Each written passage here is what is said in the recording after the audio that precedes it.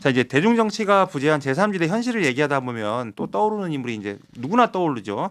개혁신당 이준석 대표인데 흥미롭게도 이 이준석 대표가 노회찬 의원을 굉장히 자주 언급했습니다. 극과 극인데 어떻게 언급을 했을까요? 네, 그 보면은요, 이준석 전 대표가 노회찬 의원을 떠올리면서 눈물을 흘린 적이 있네요. 이게 보니까 2023년에 이준석 국민의힘 이준석 의원이 당시 국민의힘 대표가 이제 거기서 이제 뭐 축출되다시피 했잖아요. 그 다음에 이제 탈당 선언을 하는 장소로 고른 곳이 이제 갈비집이었던 거예요. 이게 상계동에 있는 갈비집인데 그러면서 이게 뭐 장소 선정이 되게 이례적이다. 이게 노회찬 의원이 말했던 삼겹살 판을 갈아야 한다. 그것을 의식해서 여기 선택한 것이 아니냐라는 이제 질문을 받으니까 이제 이준석 의원이 뭐 꿈보다 해몽이 참 좋다라고 얘기하면서도 내가 함께 할 수 있는 스펙트럼은 노회찬의 정의당까지 포함한다라고 얘기하면서 그러면서 노회찬 대표가 있었던 시절의 정의당과 지금의 정의당은 좀 다르다 뭐 이런 얘기를 하더니 갑자기 이제 손수건을 꺼내면서 이제 손수건 받아서 눈물을 닦으면서 노회찬을 말하니 눈물이 날 것 같다 이렇게 좀 얘기하는 장면들이 지금도 유튜브에 많이 퍼져 있더라고요. 나는 이준석 의원이 얘기하는 거에 진심을 잘 못 믿겠어요. 사실은 그동안 보여주는 모습을 보면. 근데 사실 저 같은 사람도 그렇고 정치권이나 정치권 주변에 있는 분들이나 약간 냉소하잖아요. 약자와 노동자를 대변했던 노회찬과 갈라치기 전문가 정치 기술자 이준석이 어떻게 같냐 이런 얘기를 많이 하는데 그럼에도 불구하고 이준석이라는 사람이 노회찬을 자주 언급하는 이유는 제3 정치에 대한 가능성을 보고 얘기하는 거겠죠? 어떻습니까?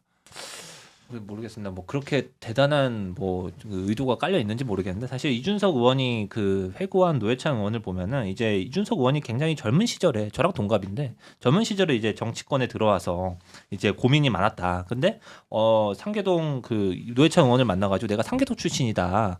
이런 얘기를 했더니 되게 깜짝 놀라는 표정을 지면서 그 뒤에도 많이 아껴주고 이렇게 많이 밥도 사주고 이렇게 했다라는. 그럼 인간적인 연이 있었으니까 인간적인 연이 있었던 거예요. 이런 것들은 충분히 그렇게 볼 수 있겠습니다. 그래서 이제 이준석 대표가 이제 노회찬 의원을 가끔 언급하는 이런 기록들이 있는데 근데 사실 이제 가급적이면 망자는 언급하지 않는 게 좋죠. 왜냐면은 그 망자는 아무 말을 할 수가 없는 그런 상황이잖아요. 그래서 어떤 경우에는 되게 비겁한 행위가 될 수 있는데 다만 이제 눈물까지 흘렸을 때는 어떤 개인적인 인연도 있었을 것이고 그거는 그 나름대로 존중을 받아야 되는데 다만 여기서 우리가 알 수 있는 거는 노회찬 의원의 어떤 인품이다라는 사실. 말하자면 이준석까지 그렇게 품을 줄 아는 그런 사람이었다라는 그런 측면이 있는 것 같아요.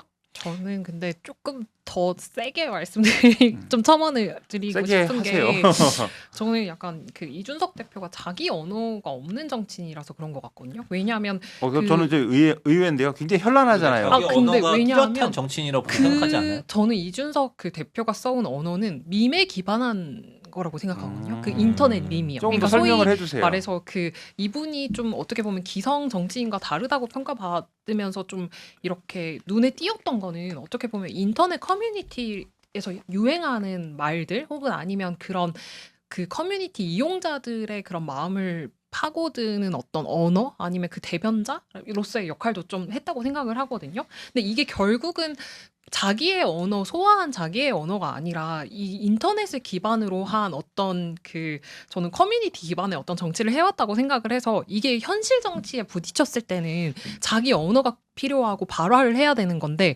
그때 이제 손쉽게 좀 노회찬 의원의 얘기를 빌려왔던 게 아닌가 저는 사실 그렇게 보기도 굉장히 했었거든요. 새로운 지적이에요. 사실은 저는 정치인 이준석을 좋아하지 않지만 참 발언하는 기발하다 이런 생각을 많이 했었는데 이게 기발하다는 것도 사실은 저는 이게 어떻게 보면은 좀 그러니까 저도 물론 어른이지만 이게 무슨 표현이냐면 좀 선배 기자분들이 이준석을 보는 것과 커뮤니티 이용이나 아니면 SNS 이용이 일상화된 저 같은 젊은 기자 입장에서 잘 봤을 뽑아다 때는 쓴다 이런 사실 느낌이구나. 새로운 게 별로 없거든요. 근데 제가 느꼈을 때 기성 정치인들이나 아니면 좀 선배 언론인들은 되게 그걸 새롭게 받아들이는 거예요. 이준석 의원이 지금 이유진 기자한테 딱 걸렸네. 지금. 그렇기 때문에 어떻게 보면은 저는 통했던 부분들이 있다고 생각하지만 그럼 저 윤석열을 상대로 벌거벗은 임금님 얘기했었잖아요. 망토 걸친 줄 알고 있다고. 나 그거 너무 그런 비유적 표현도 사실 어떻게 보면은 이미 SNS에서는 언어 유희나 그게 놀이처럼 되고 있는 거기 때문에 물론 그거를 이제 현실 정치에 가져와서 말을 하고 영향력을 보이는 거는 어떻게 보면 새로운 장을 열었고 대단하다고 이렇게는 생각을 해요. 생각할 수 있을 것 같아요. 정치판에 있는 사람들이 저보다도 고령자들이 많단 말이에요. 그러니까 그 사람들한테 얼마나 새롭게 들리겠어 그렇죠. 그게. 네, 뭐 그럴 수 있지만 제가 봤을 때는 지금까지 그가 해왔던 거는 어느 정도 약간 밈 정치가 아니었나 생각하기 때문에 이제 필요할 때 약간 노 의원을 소환해서 언급했다. 저는 약간 이렇게 아, 봤습니다. 굉장히 그 새롭고 좀 그 신박한 지적인 것 같아요. 자, 지금 우리 개혁신당 얘기를 좀 했는데 사실 개혁신당이 그 뭐 노회찬 얘기도 하고 제3지대 정당 가능성 같은 걸 얘기하지만 현실이 되게 안 좋아 보여요. 그래서 저도 이제 좀 온라인 기사도 쓰고 그랬는데 그 정의안 자작극 사태 이거 좀 내용을 살펴보니까 굉장히 기가 차던데 지금 어떤 상황인지. 뭐 이 사건 자체는 좀 많이 알려져 있잖아요. 결국 이제 그 선거 당시에 뭐 젊은 X가 뭐 정치를 한다 그래라고 하면서 이제 던진 음료에 맞아서 막 이렇게 병원에 실려가고 막 이런 장면들이 노출이 됐었는데 결국 이게 지인 그러니까 헬스 트레이너와의 사전에 이렇게 입을 맞추고 벌어진 일이라는 거고 이제 지금은 이제 구속영장도 발부가 된 상황인 거잖아요. 정의완 그 당시 후보에 구속됐어요. 대해서 네, 구속이 된 상황인데 이후의 상황을 보면 이제 자작극 논란 중에 이준석 개혁신당 대표가 지난 12일 페이스북에 올린 글이 또 화제가 됐거든요. 그 취지를 좀 요약하면 결국 국민의힘이 배후에 있는 게 아니냐 뭐 이런 거여서 이게 야권 전체가 떠들썩했습니다. 예, 그러니까 국민의힘이 정의한 당시 후보에게 부산시장 후보 단일화를 좀 제안을 한 게 자작극에 영향을 미쳤다 이런 좀 취지였거든요. 그러니까 이제 국힘은 또 즉각 반발을 했고 계속 이제 어떻게 보면 설전이 벌어지는 그 상황이었는데 약간 선호가 바뀐 것 같아요. 이준석 의원은. 아, 그게 자작극대로 하고 그러니까 네네. 되게 나쁜 것 같아요. 그죠. 그러니까 예, 어떻게 보면 예. 좀 호도하는 네, 측면이 있죠. 그래서 어쨌든 개혁신당은 지금 창당 2년 만에 엄청난 위기를 맞게 됐다 이런 상황입니다. 그 뉴스를 보면 이런 것도 있더라고요. 지금 개혁신당에서 부산에 후보를 10명을 출마를 시켰는데 이게 정의한 후보가 포함된 건지 모르겠는데 10명 중에 8명이 정의한 후보의 아버지가 정근 그 온병원이라는 데 원장으로 네네. 되게 유명한 사람이거든요. 지역 정가에서 별명이 뭐냐면 국민의힘 쪽에서 상습 출마자야. 예, 이게 되게 유명한 그 의사인데 계속 선거에 나오려고 해요. 그래서 2008년도에도 공천 신청에 탈락하고 2012년도에는 무소속으로 나가 공천 안 돼가지고 그리고 2016년도에 공천 신청인데 또 탈락. 그리고 2018년도에는 그 자유한국당을 탈당해서 오고동 캠프에 가지고 또 뭐 상임 선대위원장인지 공동 선대위원장을 해요. 그리고 뭐 2020년도에 다시 이제 복당 신청했는데 복당 거부. 뭐 이런 사람이라서 되게 오래된 정치 지망생이야. 그러니까 이제 이 사람이 그 후보 10명인데 그 중에서 한 8명이 이 사람이 하고 있는 무슨 단체에 다 관계가 돼 있는 거예요. 그리고 이제 광역 비례 1번이 시의원 이 온병원의 간호사 출신이다. 이래가지고 그 뉴스를 보면서 그냥 기가 찼거든. 이게 뭐냐면 그 약간 좀 넘겨짚어 말하면 그 온병원 여기가 사실상 부산 그 개혁신당의 부산시당을 장악하고 지금 공천을 한 게 아닌가. 그렇게도 볼 수 있죠. 아 이거 네. 난리가 났었어요. 근데 이거에 대해서 이준석 의원이 얘기를 안 해요. 이 정도면은 사실 저는 어떤 느낌이었냐면 이럴 정도 밝혀졌으면 몰랐을 수도 있잖아 실제로. 근데 잘 관리 실패한 거고 이거는 사실 선거를 거의 뭐 사유화한 건데 어떤 특정 세력들이 네. 그럼 본인이 최소한 사과하고 뭐 큰 정당이었으면 대표 사퇴감이지. 근데 그거에 대해 전혀 말을 안 하고 지금 책임을 돌린다. 그리고 이제 뭐 10명 중에 8명이 만약에 온병원 관계 있는 사람들이면 그 사람들은 어떻게 설명을 할 것이냐 하면은 말을 안 하고 있거든요. 그렇죠. 그런 모습을 보면서 좀 어떻게 생각하십니까? 그러니까 이준석 정치의 어떤 그 악재에 대해 대응하는 방법 아니면 자기의 실수에 대해서 이렇게 좀 깔끔하게 사과하지 못하는 대응 이런 거 좀 어떻게 생각하세요? 저는 뭐 최악이라고 보고요. 아까 너무 또 신랄하게 얘기를 해서 좀 조심스럽긴 하지만 그 이준석 대표가 보여왔던 어떤 그 행보에서 좀 도드라질 때는 항상 그러니까 좀 이렇게 화제가 될 때는 역공을 펼칠 때이거든요. 그래서 뭐 논점을 흐려버려 네, 그냥. 역공의 전문가다 이런 표현이 드는데 사실 이 사안은 그렇게 역공을 할 사안이 아닌 거예요. 먼저 그렇죠. 책임지고 책임지고 사과하고 어차피 공당 대표인 거잖아요. 그거 사퇴해야 돼요 사실. 저는 이 상황에서도 이 사람은 역공을 펴면서 책임을 회피하려고 하는구나라는 생각이 들어서 이 뭐랄까요? 어쨌든 그 이준석 대표 혹은 개혁신당의 일말의 희망이라도 좀 가지고 있었던 청년들마저도 아마 이번 사태를 보면서 굉장히 실망하지 않았을까 하는 그런 판단이 듭니다. 이거 사실 보면은 저는 정치권에서 자작극 진짜 오랜만에 보는 것 같거든요. 그러니까 자작극이라는 게 사실 제가 기억하는 마지막 자작극은 2012년에 새누리당에서 뭐 정모 씨라는 정치인이 있었는데 뭐 무슨 의혹을 제기했다가 그게 이제 사실이 아닌 것 같으니까 뭐 이제 뭐 가로수를 들이받는 교통사고를 내고 이제 잠적했다고 해가지고 아이고야. 막 그런 사건이 하나 있었어요. 이제 그 이후로 뭔가 이 자작극 의혹은 처음 들어보는데 근데 사실 이 자작극으로 끝나면은 그냥 뭐 이 정의안이라는 사람의 개인적 일탈이다. 이렇게 뭐 끝날 수 있겠는데 방금 부장이 말씀하신 나 그거 보고 뭐 기겁을 일종 했다니까. 뭐 공천에 그 세력들이 다 포진해 있을 정도로 뭔가 특혜를 받았다? 이렇게 되면은 특혜라기보다 이거는 이제 거기 뭐 지원하는 사람이 없었겠죠. 그래도 그런 식으로 관리하면 안 되는 거였지. 그러니까 어쨌든 예. 당의 조직이라는 게 어떤 공조직인데 그런 식으로 특히 선거라는 최대 이벤트에서 그런 식으로 관리가 되면 안 되는 것인데 그렇다면은 이거는 개혁신당이라면은 더더욱 이 문제에 예민하게 기민하게 대처를 해야 되는 게 이 개혁신당이 먹고 사는 게 결국 뭡니까? 20대들이 주장하는 어떤 공정 담론 뭐 이런 거잖아요. 그런 측면에서 봤을 때 이건 굉장히 치명적이고 지금 이거 당원들이 들고 일어나서 이거 지금 문제를 제기하고 수습해야 되는 상황이다라고 이렇게 생각이 듭니다. 그래서 사실 그쪽 당원들은 굉장히 들끓었다는 것으로 알고 있어요. 그래서 저희 사실 이거 보도 어디가 있냐면 중앙경에서 저희 정치 담당하시는 분이 했거든요. 그래서 저도 그 기사 보고 뭐 이런 일이 다 있나 이런 생각을 좀 했었습니다. 근데 그 이준석 대표의 대응을 보고 아 이분은 저기 정치인으로서 기술자이긴 한데 마음이 없는 사람이구나 이런 생각을 좀 했는데 마음이 없는 기술자는 정치를 오래 못 해요. 근데 이준석 대표 같은 경우는 워낙에 기술은 뛰어나니까 얼마나 더 그러실지 모르겠지만 제 경험치고는 그렇게 막 사람들의 마음을 움직이기는 쉽지 않을 것 같습니다. 그래서 이준석 대표의 대응 이런 것들을 보면 그 개혁신당 역시 좀 제3정당으로서 존재 가치 이런 것도 없고 이준석 대표도 뭐 제3지대의 리더로서 좀 한계를 드러낸 게 아닌가 이런 생각이 듭니다. 그리고 이제 일각에서는 이준석 대표가 이제 사실상 개혁신당을 독자적 정당으로 키우는 거는 이제 사실상 생각을 안 하고 자기 몸값을 높여서 뭐 국민의힘으로 들어가려 한다 이런 얘기를 하는데 요 가능성은 좀 어떻게 보세요? 없진 않은 것 같아요. 그러니까 현재로서는 뭐 개인적으로 한 40% 정도 보는데 이게 일단은 뭐랄까요? 국민의힘 내에서도 친장동혁계를 빼고는 좀 그렇게 나쁘게 보고 있지 않다고 하더라고요. 그리고 좀 21일에 지난 21일에 점정식 국민의힘 원내대표랑 발음이 되게 예, 어려워. 어려워요.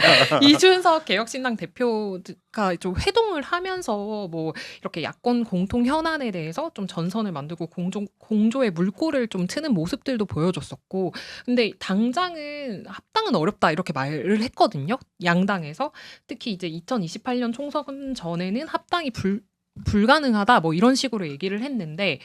그럼에도 이렇게 좀 그 얘기를 들어보면 정치권의 얘기를 들어보면 특히 개혁신당 입장에서는 좀 입지가 계속 줄어들고 있는 상황이라서 이 합당 문제 외면 못할 거다 이런 얘기가 있더라고요. 그래서 가능성이 아주 없진 않고 절반에 조금 못 미치는 상황이 아닌가 이렇게 생각해 봅니다. 이게 뭐 지금 국민의 입장에서 보면은 지금 한동훈 대표도 지금 못 들어오고 한동훈 있죠. 의원도 못 들어오고 있는 그런 상황이잖아요. 그러니까 이준석 의원 같은 경우에 지금 한동훈 의원은 선거에서 방금 막 승리해가지고 뭐 그런 승수 효과랄까요? 그런 것들도 좀 있고 지금 약간 후광이 있는 상황이라서 그럼에도 불구하고 지금 국민의힘에선 주저하는데 이준석 대표가 지금 뭐 정의한 자작극 사태 뭐 이런 것들도 좀 있고 하면은 지금 뭔가 반전의 계기를 만들어내지 않는 이 다음에는 국민의힘에서 굳이 뭐 손짓할 이유가 있나? 뭐 그런 생각도 좀 드는 것 같아요. 제가 뭐 그래도 국민의힘을 이전에 좀 출입을 했었으니까 제가 들은 건 탄핵 직후에 어떤 시나리오가 있었냐면 한동훈 그다음에 이제 그 이준석 그다음에 오세훈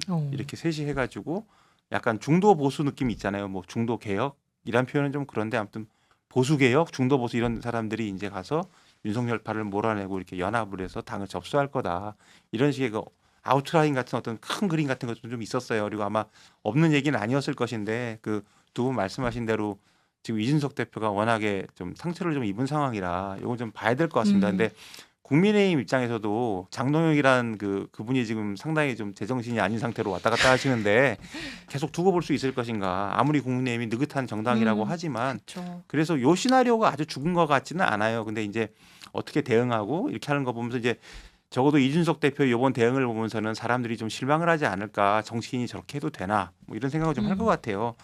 그 이제 우리가 이제 결론적으로 가고 있는데요. 제3정당이 이렇게 살기가 힘든 거. 이거 본질적인 이유와 해법은 어떤 거라고 좀 보세요? 저는 좀 약간 뭐랄까요. 지금 여기 대본에 뭐 작가님이 그렇게 적어주셨더라고. 뭐 정치 양극화, 뭐 잠재적 대선 주자 못 키웠다 이런 얘기 우리 아까 했고 뭐 또 지역 기반 없다 뭐 이런 얘기들이 있는데 저는 사실 이런 분석들은 조금 약간 어떻게 보면은 결과론적으로 우리가 분석을 한 것이다. 좀 약간 그런 생각은 들어요. 사실 뭐 인물 키우고 뭐 이러면 모든 정당이 다 그 얘기 하는데 그게 뭐 쉬우면은 뭐 다 했겠죠. 사실 다 했고 좀 어려운 얘기인 것 같고. 근데 다만 이제 좀 약간 제도적인 측면을 좀 얘기해봐야 될 것 같아요. 제도적인 측면이 저는 이제 아무래도 제3지대가 성장을 하려면 이 중대 선거구 문제 이거 반드시 얘기해야 한다라고 생각이 드는데 얘기가 커져. 네, 커지죠. 커지는데 이게 좀 간단하게 얘기를 하겠습니다. 그건 뭐냐면은 지금 이미 중대 선거구제 실험을 하고 있거든요. 그러니까 이번에 지방 선거에서도 보면은 55개 기초의회 선거구에서 중대 선거구제를 신청을 했단 말입니다. 근데 이거를 결국 또 발목을 잡고 있는 거는 거대 정당 민주당과 국민의힘이에요. 그러니까 보면은 중대 선거구제를 실시를 했는데 예컨대 동대문구 바선거구에서 서울 동대문구 바선거구에서 했단 말입니다. 그러면은 이제 기초의원 5명을 뽑아요. 5명을 뽑는데 후보 등록한 9명 중에 6명이 민주당과 국민의힘입니다. 그러니까 거기에 복수 공천을 막 하는 거예요. 그렇게 해보니까 결과적으로 그 5명 뽑는 선거에서 5명이 민주당 3명, 국민의힘 2명. 이렇게 당선이 되는 결과가 나와서 중대 선거구제를 이렇게 도입을 하는 실험을 해도 그것조차도 지금 두 정당이 이렇게 발목을 잡고 있다. 이런 현실이 좀 이건 지적을 좀 명확하게 해야 될 것 같고 그래서 이런 중대 선거구제를 지금 지방선거에서 지난 2022년 지방선거부터 계속 좀 실험을 해오고 있는데 그게 아니라 이제 좀 국회의원 선거나 이런 좀 전국 단위의 관심을 받는 그런 선거에 바로 좀 적용을 해볼 필요도 있다. 그거에 좀 거대 양당의 협조가 굉장히 절실하다. 약간 이런 말씀을 좀 드리고 그거를 싶습니다. 제가 참여정부 때 열린우리당을 잠깐 나간 경험으로 얘기하면 노무현 전 대통령이 너무 하고 싶어했어요. 중대선거구제가 아니고 독일식 정당명부제를 하고 싶어했던 것으로 알아요. 그래서 지금 방송에 잘 나오는 유인태 의원 계시죠? 그 방에서 막 준비를 했었어. 근데 이제 발의를 못한 것으로 기사도 다 써놨었는데 내가 쓰면서 이게 너무 어려워서 무슨 소리인지 모르겠더라고. 발의하면 딱 치려고 근데 그냥 무산이 됐었죠. 그래서 이게 아마 그 소수 정치를 하거나 이제 이념 어떤 자기들이 생각하는 지향성이 뚜렷한 정당에서는 꼭 필요한 제도 같기는 해요. 저도 똑같이 특히 구조적 문제는 허남선 선배랑 똑같이 생각을 했기 때문에 그 부분은 생략을 하고 그럼 제3 사실 지대에 있는 정당들도 좀 어떻게 했으면 좋겠다라는 말씀을 조금만 첨언을 드리면 결국 앞에도 얘기했지만 노회찬 의원의 6411번 버스 같은 그런 의제들을 더 발굴해야 된다. 그러니까 이름이 없는 사람들, 그러니까 투명 인간 같은 사람들을 더 찾아내서 그 사람들의 이름을 부르고 호명하고 그걸 사람들에게 각인시키고 이런 것들이 사실 그 이후에 있었냐 하면 기억이 잘 나지 않거든요. 근데 그걸 떠들어줄 수 있는 대중적 정치인도 필요할 것 같아요. 네, 그래서 그런 의제도 열심히 발굴을 좀 하면서 어떻게 보면 비전과 의제를 좀 계속 제시해야 된다 이런 말씀 드리고 싶습니다. 저는 그 오래된 기자기 때문에 제가 그냥 정치적인 의미로 말씀을 드리면 이건 이제 먼 미래도 아니고 왜 망했는지는 저는 이렇게 생각을 해요. 조국혁신당은 조국 1인 정당이고 개혁신당은 이준석 1인 정당이죠. 그리고 선거를 앞두고 보통 이제 이 멤버들이 어떤 사람들이냐면 양당에서 공천을 못 받거나 자리를 못 잡은 사람들이 이제 차선으로 선택해서 오는 경우가 아주 그렇죠. 많아요. 그러니까 이 사람들은 사실 경쟁력이 좀 떨어지는 거야. 네. 게다가 아니면은 이제 또 어떤 사람들이 오냐면 이 사람들이 이제 새로 당을 만드니까 어떻게 하냐면 좀 붐업을 해야 되니까 셀럽들을 모셔와요. 뭐 교수니 뭐 법조인이. 근데 이런 사람들은 또 정치를 몰라. 그러니까 기본적으로 좋다 나쁘다를 떠나서 약간 좀 경쟁력에 문제가 있다. 문제라는 표현은 좀 그런데 경쟁력이 좀 떨어질 수밖에 없다. 그래서 이건 1인 정당의 한계이기도 하고 선거를 앞두고 급조된 어떤 제3정당이라고 하기는 그렇지만 어떤 이런 정당들의 한계가 아닌가. 그래서 이런 생각을 좀 해봤습니다. 그래서 두 분은 아주 제도적으로 잘 짚어주셨고 저는 그냥 현실 정치에서 있을 법한 말씀을 드렸어요. 자, 오늘 인물비상구에서는 8주기를 맞은 고 노회찬 의원의 유상과 제3지대 정당의 현재를 짚어봤습니다. 고 노회찬 의원이 그 2016년 국회 비교섭단체 대표연설에서 남긴 말이 떠오릅니다. 저희가 청소년 노동자 얘기를 했잖아요. 제가 있는 의원회관 5층을 청소하는 청소 노동자 중 한 분에게 여쭤보니 새벽 6시부터 오후 4시까지 일하면서 약 130만 원 가량의 월급을 받습니다. 주말에 특근까지 해야만 140만 원이 조금 넘는 액수를 수령할 뿐입니다. 그런데 국회의원 세비는 반으로 줄이더라도 우리나라 근로자 평균 임금 3배, 최저임금 5배 가까운 액수를 받습니다. 그러면서 하시는 말씀이 같이 삽시다. 그리고 같이 잘 삽시다. 이렇게 말을 합니다. 2026년 딱 10년이 흘렀는데 지금 국회에 과연 노회찬 같은 정치인이 있는지 그리고 약자에게 같이 잘 살자고 손 내미는 정치인이 있었는지 한번 질문을 해보고 싶습니다.